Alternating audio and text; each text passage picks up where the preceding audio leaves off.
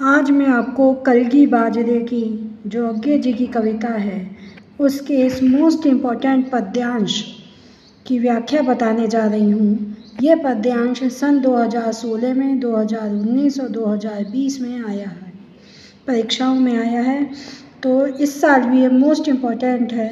तो देखिए इसकी व्याख्या कि हरी बिछली घास डोलती कलगी चहेरी बाजरे की, अगर मैं तुमको ललाटी छाछ की नभ की अकेली तारिका, अब नहीं कहता या शरद के भोर की निहार नहाई कोई। तो इसमें जो कवि है, कवि अपनी प्रेमिका की तारीफ़ करना चाहता है और उसकी तारीफ़ में उसकी सुंदरता की उपमा वो आजकल के नए उपमानों को देना चाहता है। वो पहले की तरह से इन पुराने उपमानों का वर्णन नहीं करना चाहता, इसलिए वो कह रहा है कि हरी बिछली घास की, बिछी हुई हरी हरी घास के बीच में डोलती कलगी छदरी बाजरे की, तुम उस हिलती हुई लहलहाती हुई बाजरे की कलगी के समान सुंदर दिख रही हो।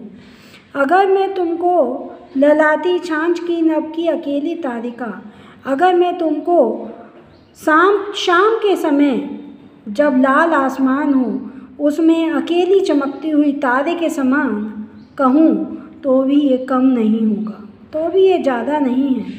अब नहीं कहता या शरद के भोर की निहार नहाई कोई, और मैं तुम्हें अब वह सब नहीं कहना चाहता क्योंकि वो सब उपमान पुराने हो गए हैं।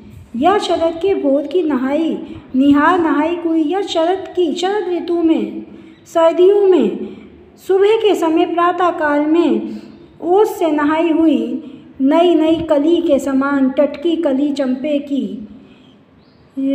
की वगैर तो नहीं, कारण कि मेरा हृदय उथला या सूना है। और अगर मैं तुम्हें चंपे की कली से तुम्हारी उपमा नहीं देता, तुम्हारे सौंदर्य का वर्णन नहीं करता, तो ये नहीं है इसका मतलब कि मेरा जो हृदय है उसमें तुम्हारा कोई प्रेम नहीं है, मेरे हृदय में तुम्हारे लिए कोई प्रेम नहीं है। ये सूना हृदय है, ये उथला हुआ है, इसमें गहराई नहीं है, मेरे हृदय में ऐसा कुछ भी नहीं है।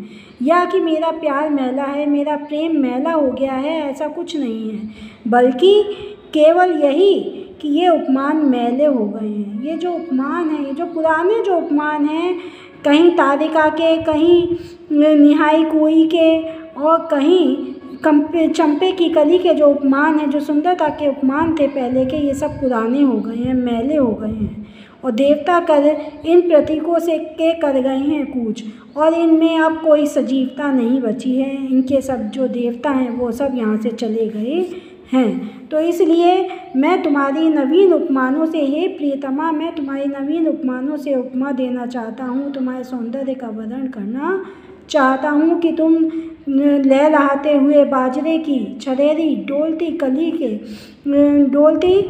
कलगी के समान सुंदर दिख रही हो।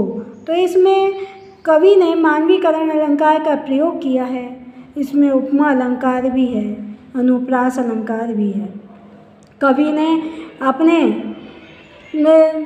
नए उपमानों का प्रयोग किया है और पुराने उपमानों को मैला बताया है, उन्हें पुराना बताया है। जिस तरह से बर्तन घिसने से उसकी चमक कम हो जाती है, उसी तरह से इन सब उपमानों की भी चमक कम हो चुकी है।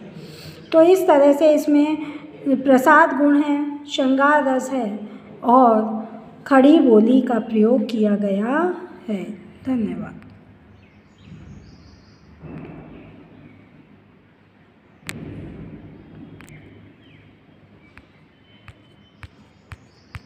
धन्यवाद।